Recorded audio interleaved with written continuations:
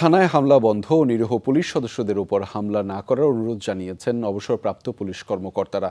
রাজধানীর ইস্কাটনে police officers মেসে এক ব্রিফিংয়ে এই আহ্বান জানিয়েছেন অবসরপ্রাপ্ত ডিআইজি খান সাইদ হাসান।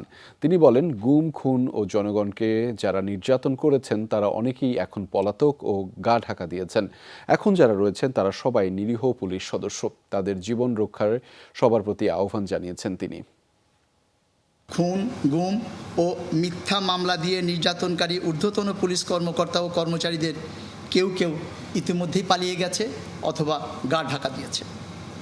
যারা এখন প্রকাশ্যে আছে তারা বেশিরভাগই আসলে নিরীহ ও নিরুপায় নিম্নপদস্থ কর্মচারী। আপামর সংক্ষুব্ধ জনগণের প্রতি উদ্দেশ্যে আমাদের বিনীত নিবেদন, আপনারা দয়া করে নিরীহ নিরপরাধ পুলিশ যারা আপনাদেরই ভাই বোন কিংবা সন্তান, আক্রমণের পরিবর্তে তাদের জীবন রক্ষায় এগিয়ে আসুন।